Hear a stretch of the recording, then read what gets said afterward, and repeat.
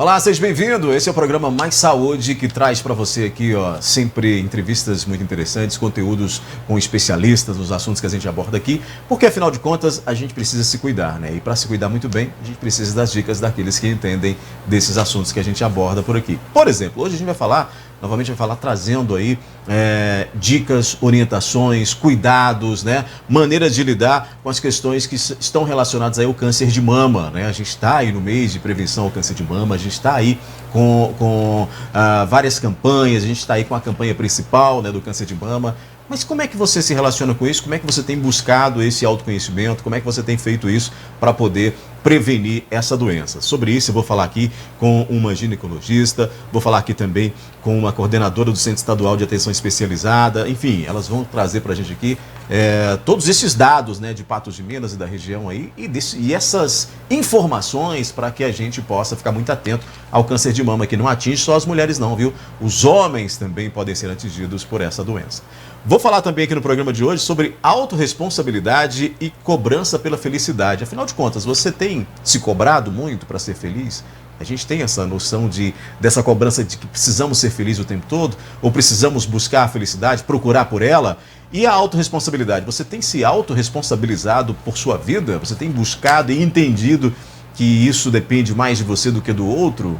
Esse é um assunto, são dois temas muito interessantes que a gente vai tratar por aqui também. Vou conversar já com o Igor Teixeira, que é psicólogo, que volta hoje para a gente falar de mais essas questões aqui no programa. Você pode participar, viu? Você que está aí conosco, nos vendo através tanto do canal 8.1 ou pela internet, pode participar. Telefone 3821-4488 está à sua disposição para você mandar seus questionamentos, seus posicionamentos, ou você pode mandar mensagem também através do 99947-4515, que é nosso WhatsApp. Mande a sua pergunta, mande seu questionamento, participe, porque quando você interage, o programa fica muito mais bacana, né? Afinal de contas, o programa também é feito por você, eu digo sempre isso aqui, e é uma verdade. Na medida do possível, a gente vai aqui repassando aos nossos convidados esses seus questionamentos aqui, as suas perguntas. Igor Teixeira, psicólogo, de novo aqui comigo. Que bom que você voltou e com dois assuntos tão interessantes. Tudo bem com você? Tudo bom, Daí? Boa noite. É um prazer estar aqui novamente. Boa noite aos nossos telespectadores também. Bem-vindo voltar a casa. O Igor, o mais bacana de quando a gente recebe o psicólogo aqui é porque aí a gente acaba transformando esse nosso estúdio, esse nosso espaço aqui em um consultório. Eu sempre digo isso. Vem o psicólogo, a gente transforma em um consultório aqui para a gente poder falar disso e bater esse papo aqui tão interessante. E a autorresponsabilidade, que é o nosso tema de hoje, um dos temas, ele trata muito disso, né? De como a gente vê a vida e de como a gente se relaciona com as questões que nos envolvem, como a gente se relaciona com essa responsabilidade, com essa autorresponsabilidade que precisamos ter. Mas para quem está em casa entender o conceito, o que é autorresponsabilidade, eu queria que você explicasse para a gente, para começar esse bate-papo. Tá certo. Então, Daí, autorresponsabilidade nada mais é que um conjunto de crenças, né, de pensamentos e de ações que nós temos no nosso cotidiano. Então, a própria palavra já fala responsabilidade, né? Somos nos responsabilizarmos pelas nossas próprias vidas. Então, às vezes a pessoa foi constituída numa família que não tem esse diálogo, né? Não sabe conversar sobre sentimentos. Então, tem essa dificuldade em lidar com sentimentos. Então, eu tive essa crença, essa história de vida. Então, eu preciso falar sobre sentimentos. A partir disso, a pessoa vai se autorresponsabilizando e falar, isso é meu, né? Então, são escolhas que a gente faz no nosso cotidiano. Amizade, quem que a gente aceita para a nossa vida, relacionamento, com quem que a gente está, se tem o mesmo princípio de vida que a gente tem, os mesmos valores. Isso tudo vai ao encontro da felicidade, que a gente vai falar logo mais. Depende do amadurecimento do indivíduo, Igor, porque aí a gente está falando de se autorresponsabilizar por tudo, né? Pela própria vida, pelos erros e acertos. Isso depende do indivíduo, um certo grau de vida ele vai começar a entender isso, ou ainda assim ele vai ter uma dificuldade maior para se autorresponsabilizar? Boa pergunta. Depende sim, porque você não vai conseguir colocar para uma criança de 5 anos algo que seja mais complexo para ser entendido, né? Como uma pessoa adulta possa entender facilmente, uma criança de 5 anos não vai conseguir identificar. Então, tem sim as etapas do desenvolvimento humano, que uma maturidade biológica até, que a gente pode pensar sobre isso, mas a bem da verdade é um estímulo também. Quanto mais estimulada for essa criança, essa pessoa, mais preparada para a vida ela vai sendo, e maior capacidade de se autorresponsabilizar. O homem, ele tem mais dificuldade que a mulher? Porque a gente até falou disso aqui fora do ar, né? O homem, parece que ele demora mais, por exemplo, a amadurecer do que a mulher. A mulher já começa desde mais cedo a cuidar, né? Resolver problemas no sentido de ter maior maturidade. Nós, homens, temos maior dificuldade com essa autorresponsabilidade aí ou não? Acredito que sim, viu, Daí? Não podemos perder de vista o contexto cultural que a gente vive, né?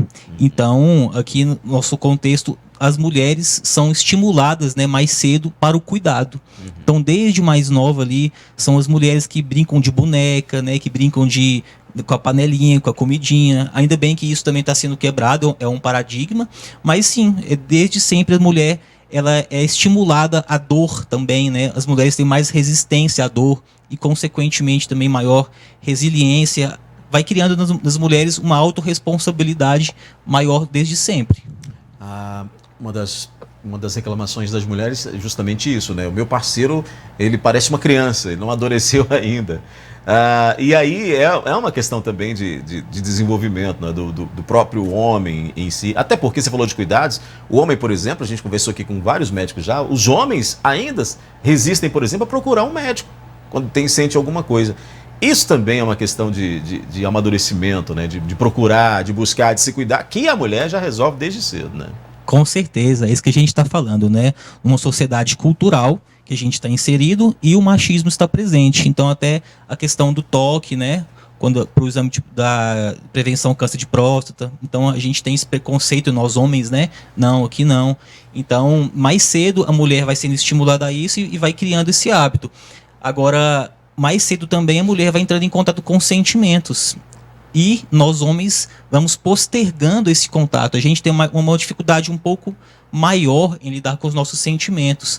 Agora, isso é importante dessa autorresponsabilidade, porque já entrando no assunto da felicidade, Odair, o que é felicidade, né? Então, a felicidade, que às vezes é para mim, pode não ser para você, telespectador que está nos assistindo. Então, é subjetivo. Agora, o que tem em comum? É a busca do sentido da vida. Então, quando a gente encontra o nosso sentido da vida, aí a felicidade ocorre, né? E a busca desse sentido da vida, ele está totalmente atrelado às nossas escolhas, ou seja, à nossa autorresponsabilidade. Então, quanto mais a gente se autorresponsabiliza por aquilo que é nosso, mais condições nós temos de ser felizes e se responsabilizar por aquilo que é nosso.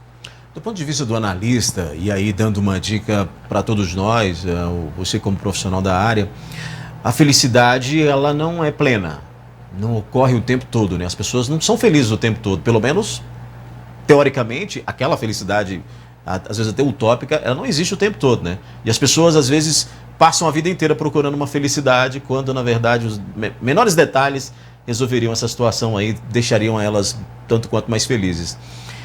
É bem assim, porque aí o tratamento dessa pessoa que vive a vida inteira buscando a felicidade é ser infeliz, né? Daí você tocou num ponto crucial que a gente pode pensar aqui hoje, que é, a gente é muito ingrato. Então, a felicidade também está associada à gratidão.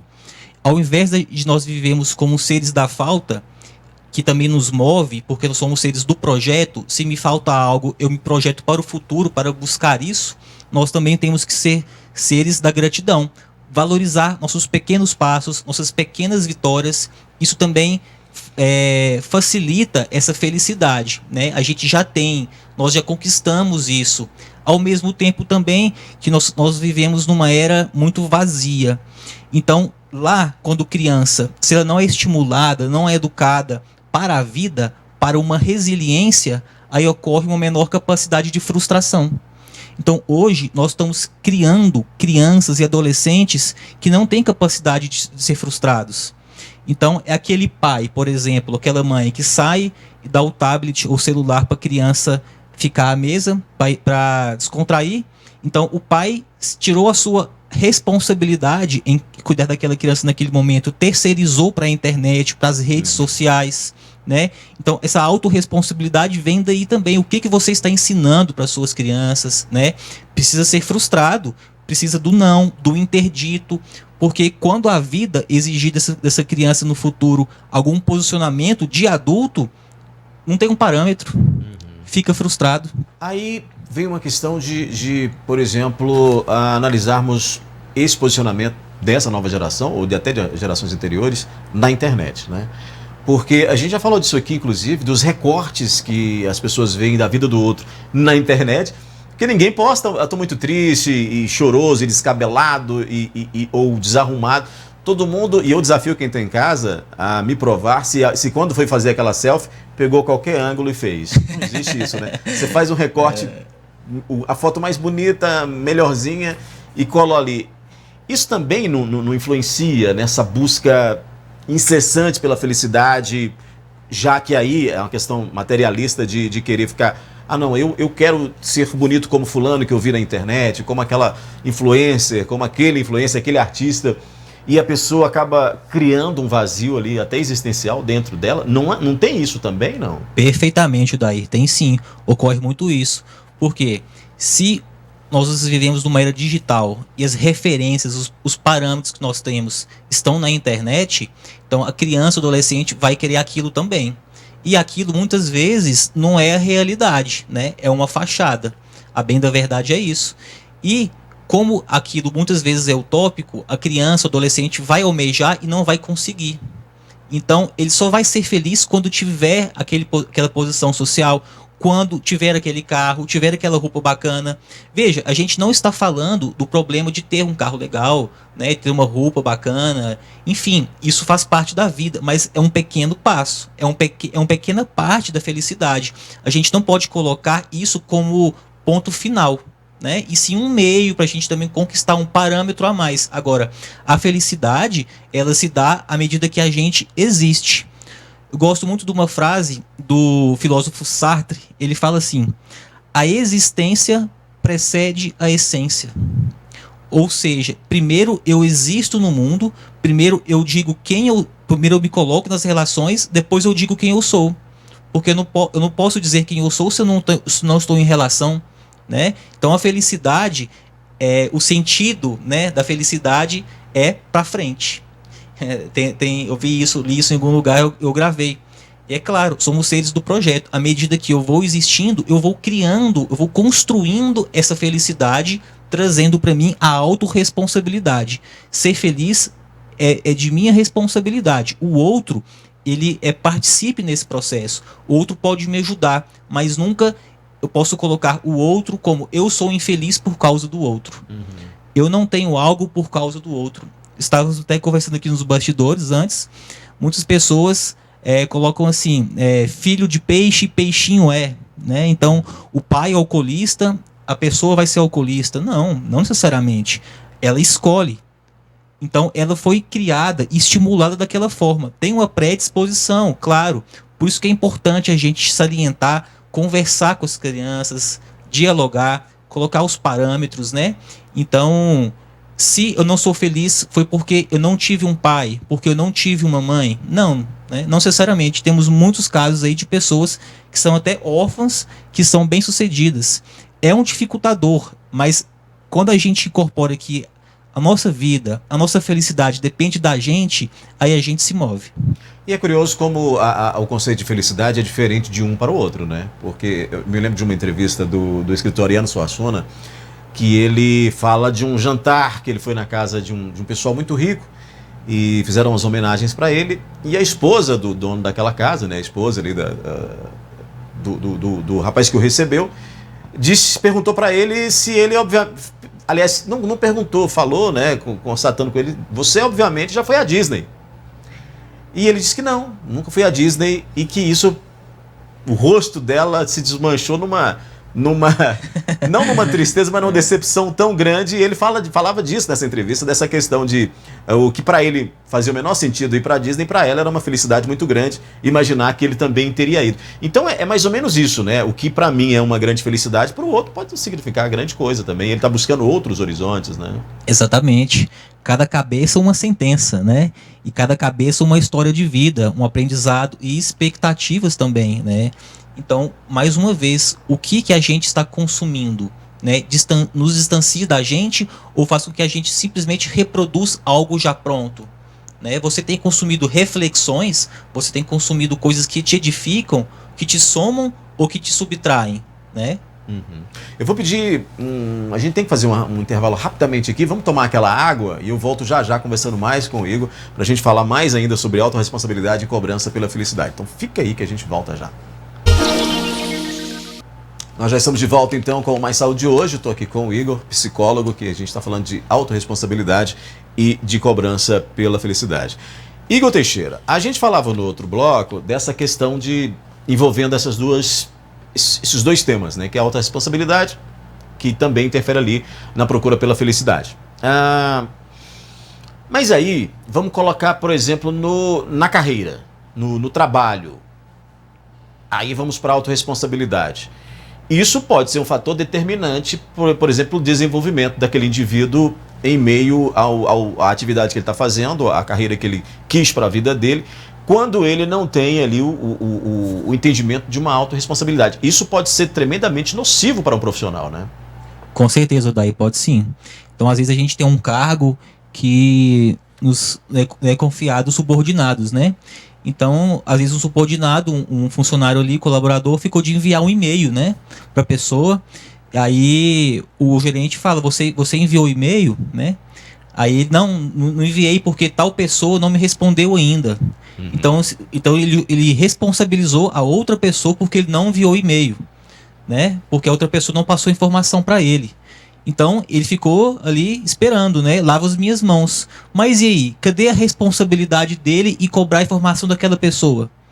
Ele também então jogou a responsabilidade toda para cima daquela pessoa. E não é bem assim. Não é eu lavo as minhas mãos. Se a gente quer fazer uma cultura social voltada para esse outro, voltada para resiliência, voltada para essas questões emocionais, inteligência emocional, essa ética da alteridade que a gente sempre tanto fala, temos que ter essa responsabilidade que é social. A autorresponsabilidade diz a respeito da gente, são as nossas escolhas, mas a gente não pode também pensar só em nós, temos também que pensar em um terceiro, senão a gente não vive sozinho, né? A Carla, o Igor está participando aqui conosco, ela está perguntando o seguinte: como ela disse que tem 18 anos e quer saber como desenvolver então a autorresponsabilidade, que é tão importante, segundo o que você está aí falando. Obrigado pela pergunta, Carla. Então, a autorresponsabilidade você vai desenvolver com passo a passos na sua vida, tá?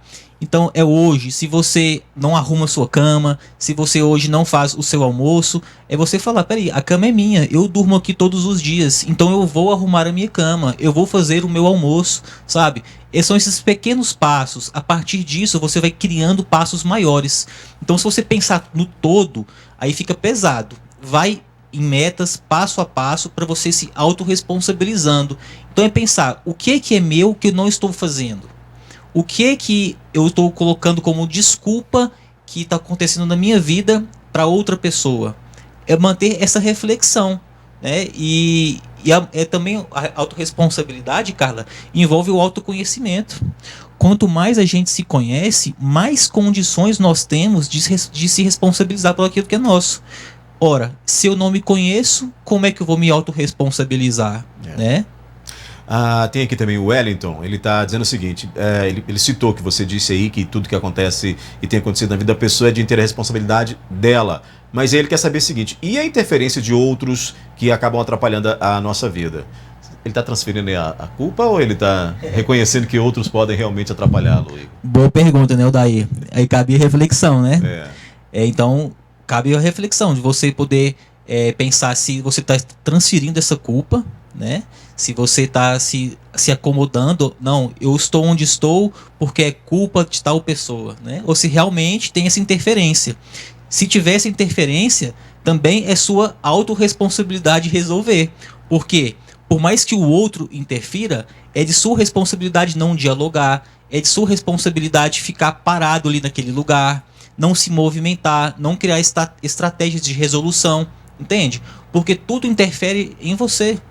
E com isso, você precisa tomar as providências. Se o outro não faz, faça você. A Simone está parabenizando pela entrevista e perguntando o seguinte: essa cobrança pela felicidade que nós todos temos, quais os impactos disso em nossa vida? Ela reconhece. Isso, exato, Simone. Então, muito do que a gente estava falando aqui, volto a frisar, é buscarmos parâmetros da felicidade no outro, né? Então, não é a gente ser egocentristas, porque o mundo não gira ao nosso redor, mas é a gente ter aquele quê de egoísmo, sabe? Porque egoísmo é diferente de egocêntrico. Então, é você olhar, poxa, isso aqui tá me maltratando, tá me prejudicando, então eu vou mudar, sabe? Então, à medida que você traz para você essa autorresponsabilidade, essa felicidade vai ficando mais fácil, né? E você vai desvinculando do que é do outro. É muito de reflexão também, né? Você poder se posicionar. Ô Igor, falando de felicidade, nós seres humanos, nós pobres mortais, nós temos aí uma mania, não sei se seria uma mania ou um erro, acredito até que é um erro comum, de aliarmos felicidade com bens materiais, né? Isso é muito nosso, do ser humano, de achar que o ter é ser feliz, né? É um grande erro? Ou também isso pode ser... Não estou falando daquela questão de dinheiro compra felicidade, mas de achar que por ter algo ela vai ser mais feliz. É um erro? Acredito que seja um erro quando a gente coloca essa verdade como uma máxima, né? Isso como uma verdade máxima. Então, é claro que se você precisa se locomover e você se locomove de transporte coletivo, quando você compra um carro, isso facilita a sua vida. Você vai ficar mais feliz, você vai dormir mais, você vai ter mais tempo com a sua família. Então, claro, tem o seu sentido. Agora, a gente não pode associar isso como uma verdade máxima, porque ao invés de considerarmos também uma relação social, uma relação afetiva, como se o outro não fizesse sentido para mim, se o outro não fosse importante para mim, aí eu vou acumulando coisas ao invés de acumular pessoas. E não acumular no sentido de quantidade, no sentido até de selecionar, ter pessoas com quem você possa contar. Isso também ajuda a sermos felizes na sua dor, na sua adversidade. Ter aquele amigo, né? Ter aquela pessoa que você confia, isso também aproxima a felicidade. Eu tenho um amigo que fala que jogar na loteria quando ela está acumulada, o mais gostoso é jogar uma semana antes para ficar sonhando com o que vai comprar com aquele dinheiro todo, né? E essa busca por essa felicidade também é algo assim, né? O que eu vou fazer com isso que eu vou conquistar? Mas e se eu conquistar? Né? Aquela história do cachorro que corre atrás do carro, o carro para e ele fica sem saber o que fazer. Essa busca pela felicidade passa por isso também, né? Com certeza, Daí, passa sim. Por isso que é importante cuidarmos dos vários pilares que compõem a nossa existência. Então aquela pessoa assim, né? Igor, eu vou só ser feliz quando eu conquistar o casamento. Não, bacana. Aí a pessoa vai, casa, e aí, né? Continua aquela inquietação dentro dela. Ou seja, ela teve um único parâmetro de felicidade. Então, deveria ser sim, casar faz parte, ela quer, é importante, traz felicidade. Agora, a que custo que ela casa? A que preço? Com quem que ela casa? Isso também interfere, porque vai ser na convivência. E outras coisas. Você não é composta só por uma parte, que é o relacionamento. Você também trabalha, você também tem suas amizades, você tem o seu lazer, você também tem a sua espiritualidade. É muito bom aqui, viu, Daí, a gente também frisar a questão espiritual, porque na psicologia, a gente, nós costumamos falar que somos seres biopsicossociais e espirituais. Então a parte espiritual, muitas vezes negligenciada por essa questão imediatista e consumista do capitalismo, talvez ela é muito negligenciada. A gente perde essa referência. Então Deus, à medida que ele se apresenta para, né, qualquer religião, espiritualidade também é importante. Então Deus também nos fortalece, nos traz essa felicidade. Essa busca pelo espiritual, né? E aí tem alguns filósofos dizem que fazer a outra pessoa ser feliz é o segredo da felicidade. Essa doação também é um tanto quanto espiritual, né? De você se doar e ajudar o próximo para poder também você sentir aquele conforto, aquela felicidade que não está no bem, não está no comprar, não está no ter. Isso também é uma forma de felicidade muito agradável, né? De pensar, fiz alguém feliz e por isso sou feliz, né? Exatamente, daí é muito importante também, né? Como a gente está falando aqui da ética da alteridade, né? O Levinas já fala isso pra gente, filósofo.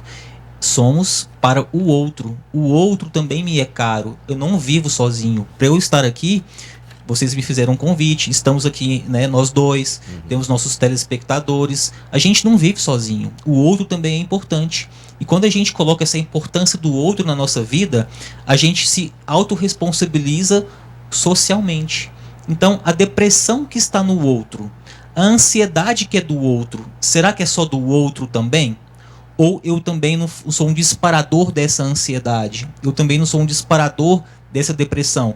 Da mesma forma, eu posso ser um disparador da felicidade. Eu posso levar coisas boas para as pessoas, né? Então eu costumo viver, ou tento viver dessa forma. Se eu não posso edificar, né, que pelo menos eu não subtraia a pessoa dela mesma. Se eu não posso ajudar, atrapalhar também, eu não vou, né? É essa máxima daí. Máxima é essa. Ô Igor, sempre um bom papo quando você vem aqui, o tempo passa rapidamente e eu quero já deixar ali um convite para você voltar novamente. Obrigado por ter vindo, viu? Ô Daí, prazer é meu, muito obrigado em ter vindo por mais um convite, é um papo muito gostoso também aqui a sua presença, muito obrigado. Muito bem, olha, falamos de autorresponsabilidade, falamos aí da procura pela felicidade, como é que você se relaciona com isso, né? Espero que você tenha aí gostado da participação do Igor que veio aqui hoje nos visitar novamente. Vou pro intervalo, volto já com mais saúde, falando sobre câncer de mama. Nós já estamos de volta então com mais saúde. Nosso papo agora a gente vai falar sobre câncer de mama, né? Esse mês de outubro, a gente aí, todas essas campanhas, as prevenções, né? Todos esses cuidados precisam ser cada vez mais divulgados, né? Para falar desse assunto, eu estou recebendo aqui a Vanessa, né? Deixa eu apresentar o pessoal aqui corretamente, né? Do meu lado aqui, né? A Vanessa do lado de lá, né, de blusa branca, e aqui do lado de cá está a Valéria. Vanessa e Valéria vieram hoje nos visitar. A Vanessa, ela é coordenadora do Centro de Educação Estadual de Atenção Especializada, né, Centro Estadual de Atenção Especializada, e a Valéria é mastologista e veio hoje também nos visitar aqui para a gente falar disso. A gente tem aí um mês de divulgação disso, né, de todo esse trabalho, que precisa ser cada vez mais, né? Essa informação precisa ser cada vez mais divulgada. E justamente essas campanhas servem para isso, para trazer, né, cada vez mais consciência, para que as pessoas possam ficar atentas, não só mulheres como homens, para essa questão de saúde que a cada ano aumenta mais ainda aquela estimativa de que vamos ter mais casos, né? Que esses casos vão aumentar. E aí é que entra o trabalho de quem está na área, de quem fala com propriedade de toda essa situação. Hoje, se a gente for colocar numa estatística nossa, brasileira, esses números estão cada vez mais elevados, né, Valéria e Vanessa? Isso é com certeza, né? O câncer de mama, ele é o câncer mais comum em mulheres, né? Cerca de 25% dos casos de câncer em mulheres é o câncer de mama, né? É o câncer mais comum. E a importância desse mês do Outubro Rosa, né? É uma forma da gente conscientizar as mulheres a respeito do câncer de mama, né? Que nós temos que falar muito sobre a questão da prevenção. E a Sociedade Brasileira de Mastologia está fazendo uma campanha muito bonita esse ano, que o lema dela é quanto antes melhor. O que isso quer dizer? As mulheres, elas têm que se preocupar em fazer os exames, né? Ter qualidade de vida, mas sobretudo fazer os exames para se diagnosticar o câncer de mama no estágio precoce, onde as chances de cura são superiores a 90%. E com isso a gente consegue fazer um tratamento melhor, dando mais qualidade para essa mulher no tratamento e, de certa forma, fazendo tratamentos mais conservadores, né? Menos agressivos para as mulheres, porque o câncer de mama ele tem cura, mas isso depende muito do diagnóstico precoce. Então, por isso que o lema deles esse ano é quanto antes melhor. Doutora, aí, recentemente eu tive aqui com um outro profissional da área, né? E ele falava dessa questão desse exame. E ele, inclusive, criticou, de certa maneira, as pessoas que pensam só no autoexame, né? Porque, segundo ele, isso seria prejudicial para a saúde da mulher, para a detecção desses cânceres, que foi aí amplamente divulgado ali no final dos anos 80, início dos anos 90, com campanhas, né? Com a atriz famosa, fazendo o autoexame.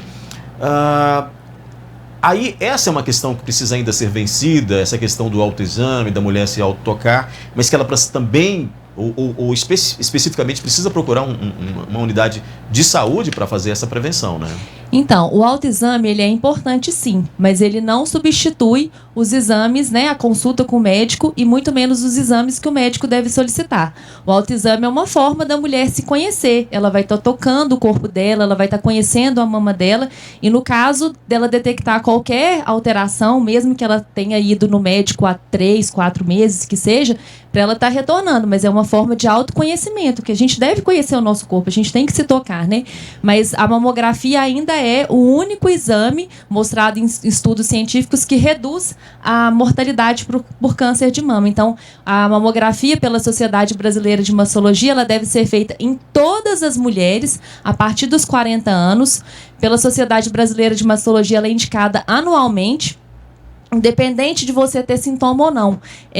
Quando esse é considerado um exame de rastreamento, ou seja, se a paciente ela não tem sintoma nenhum, mesmo assim ela tem que fazer o exame, porque o nosso objetivo é detectar o câncer numa fase pré-clínica, ou seja, quando ele ainda não é palpável, quando ele ainda não manifesta sintomas, quando ele ainda é muito pequeno, e com isso nós podemos fazer tratamentos mais curativos.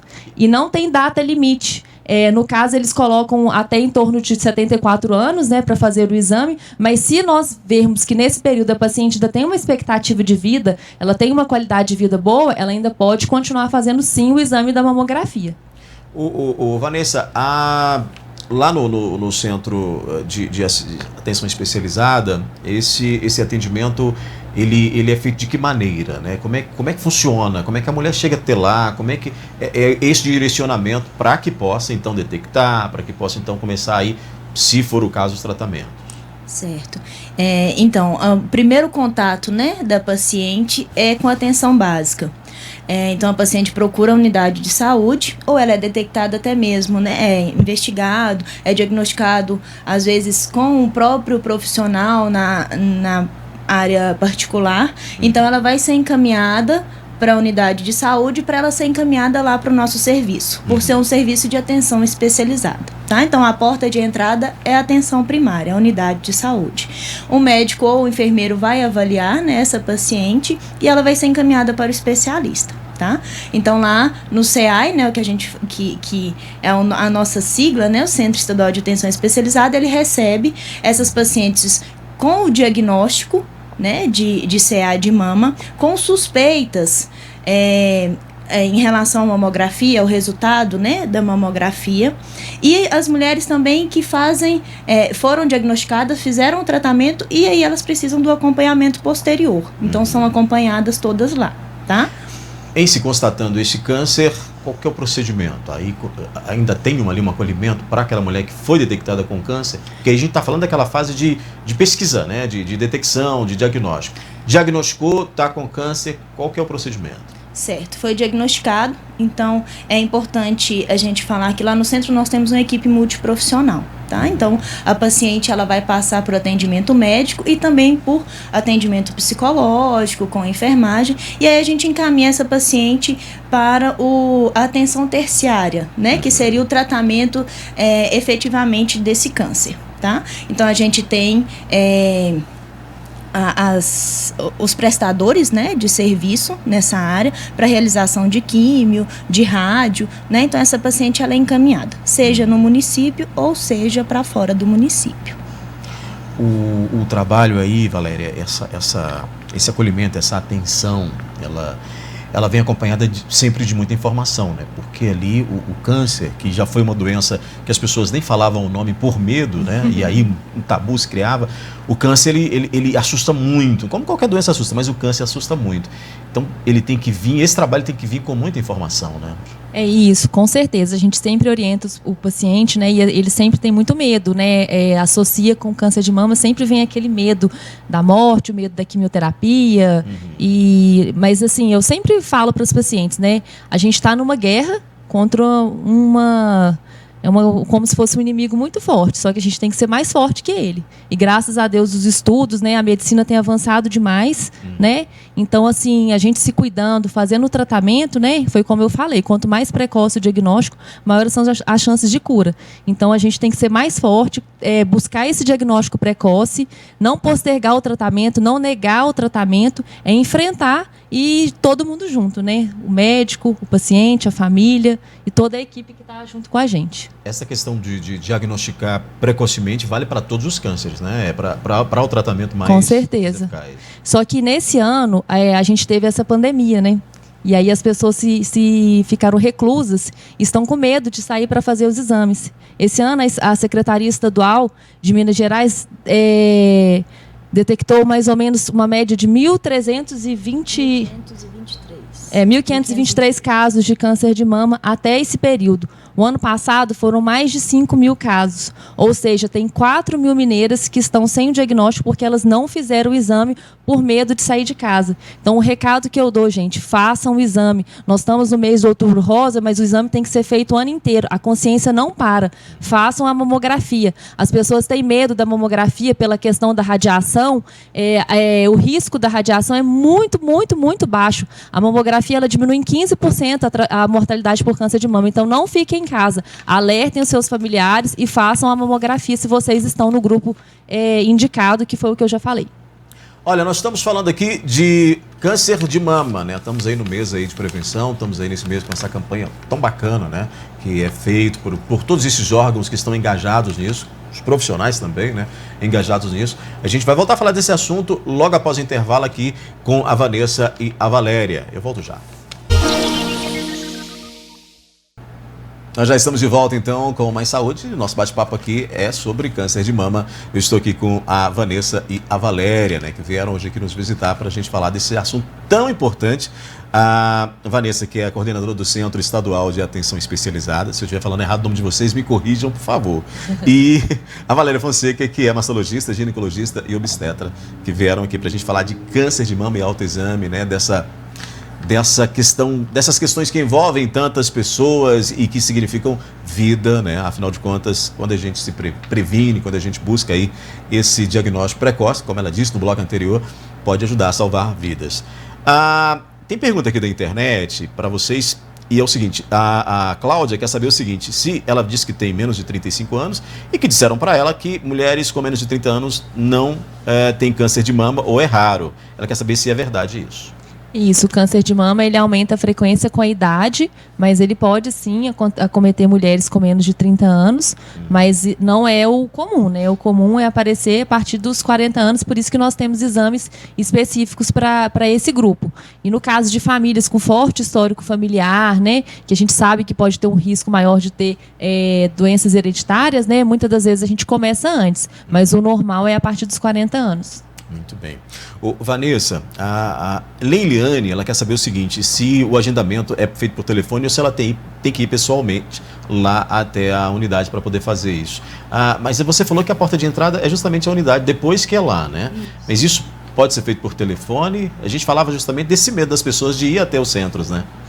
Sim, para a paciente ela ser encaminhada para a gente, então ela realmente precisa passar por uma avaliação médica, tá? Então é necessário que ela vá até a sua unidade de saúde, tá? Próxima ali da casa, porque é a forma do médico poder avaliar a paciente, verificar, fazer a realização do exame, né, avaliar a mama dela e solicitar realmente, se for necessário, a mamografia, né, ou ultrassom de mama para ter um diagnóstico e sim ser encaminhada, tá?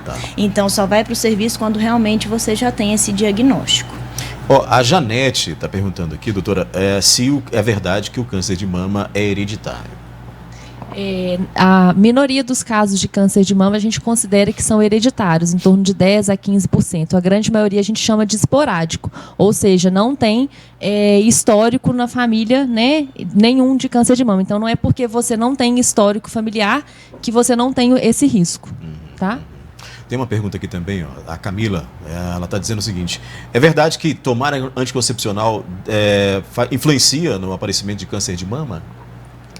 Tem alguns estudos, tem um estudo que foi publicado há pouco tempo, né, que ele associa um risco muito baixo. Então, assim, a gente não pode deixar de fazer a contracepção pelo medo do uso do anticoncepcional.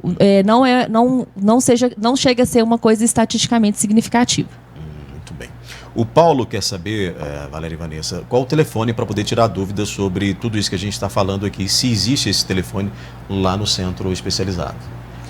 Bom, a gente pode, né? Tem o telefone do centro, então assim, qualquer dúvida que tiver pode entrar em contato, e também existem as unidades, né, básicas de saúde. O CA e o telefone que a gente atende nessa saúde da mulher, essa parte de saúde da mulher, é o 34 3822 9629. E também, para tirar dúvidas, não tem problema, pode ligar no telefone que fala diretamente comigo, tá? Que é o 34 3822 9631. E fala direto para Isso, aí fala direto comigo e eu posso conversar, tirar dúvidas e esclarecer. Tem pergunta por aqui, olha só, a pessoa não colocou aqui o nome, né, mas está querendo saber o seguinte: se é verdade que o câncer, no homem, ele afeta menos do que na mulher, no caso do câncer de mama. Sim, a proporção, né, seria de 100 para 1. 1% dos casos seriam diagnosticados em homens. Então, para homens não existe programa de rastreamento, os homens também entrariam nessa questão do autoexame. Se eles perceberem qualquer alteração nas mamas, procurar o especialista. A Ana Laura quer saber se é verdade que colocar prótese de silicone ajuda a prevenir o câncer de mama.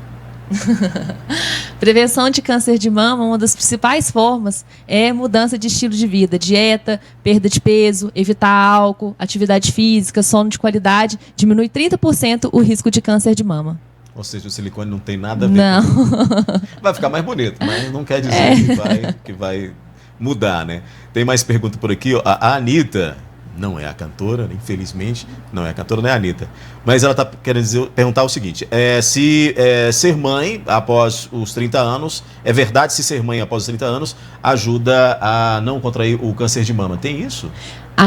Ter filhos, né, é uma forma de prevenção, não quer dizer que não vai ter, mas favorece, geralmente antes dos 35 anos, e também a amamentação.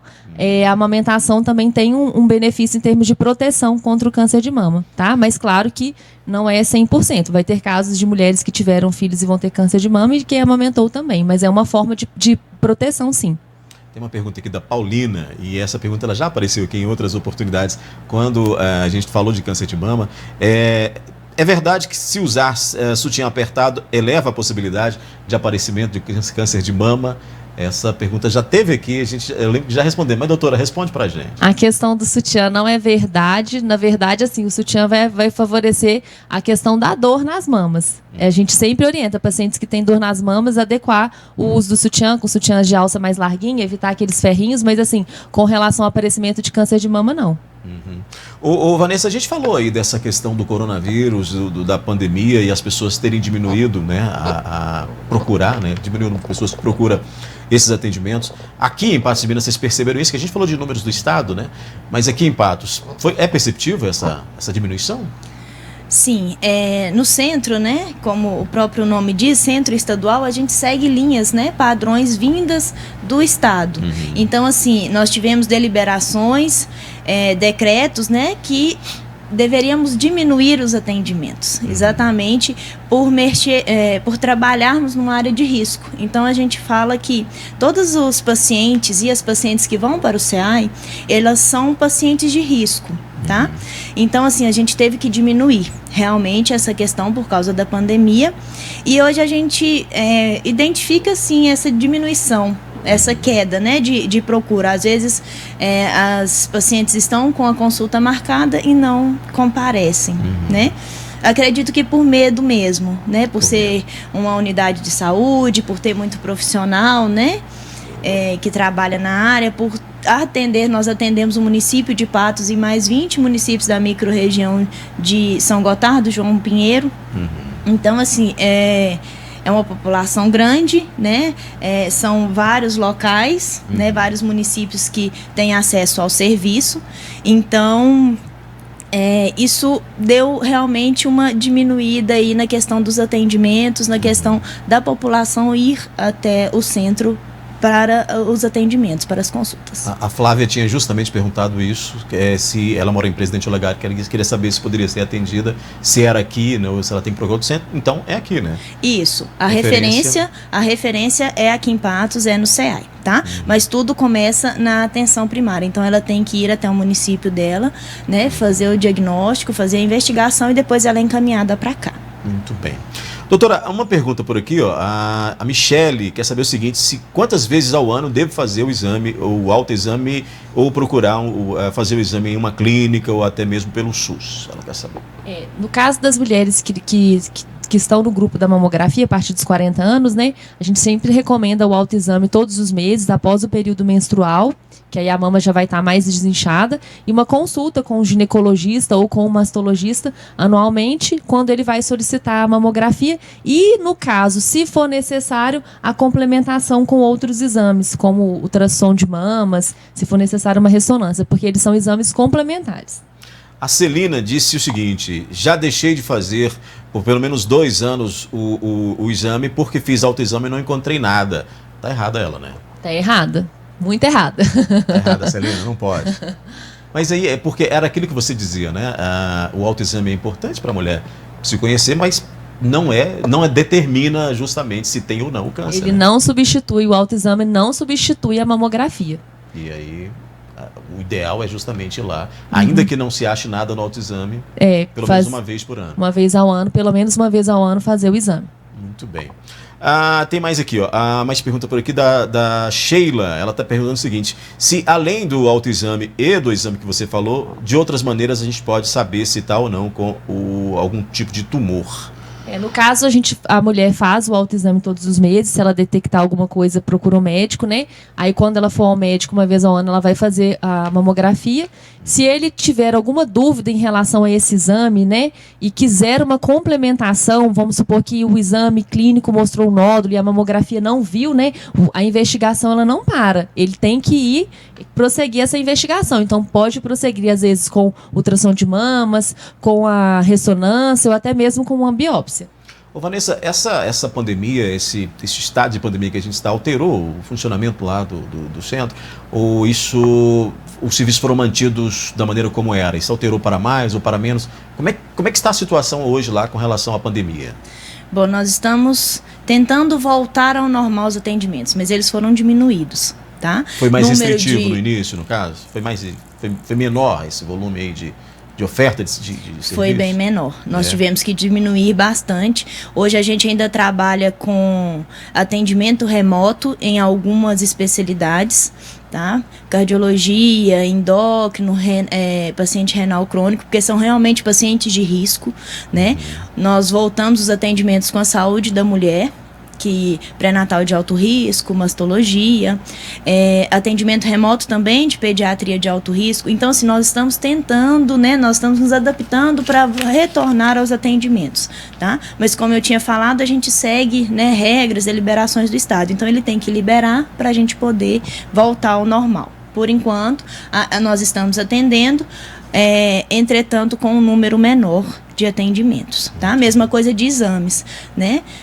A gente também está com um número reduzido. Mas os atendimentos de mastologia estão normalizados. Não tem falta de vaga para fazer a consulta com mastologia, não. Isso, não. Na área da mulher, a gente voltou tudo ao normal. Que bom, né? Que bom que voltou.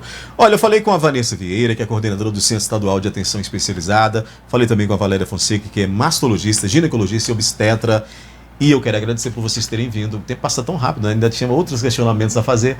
Obrigado por vocês terem vindo, viu? Voltem sempre ao programa, viu? Obrigada, foi Nós ótimo. agradecemos, viu? Obrigada. Muito bem, espero que você tenha gostado do conteúdo feito especialmente para você, com as nossas especialistas aqui, com os nossos convidados, os nossos entrevistados, que trouxeram e trazem sempre um conteúdo muito especial, né? Para que a gente possa ficar muito atento à nossa saúde, ao nosso o cuidado que a gente deve ter com o nosso corpo, né? E claro, né, com dicas para você prevenir, para você fazer o seu tratamento, para você poder ficar muito atento à sua saúde. Mas saúde tem esse papel. Espero que você tenha gostado. Semana que vem a gente está de volta. Abraço e até lá.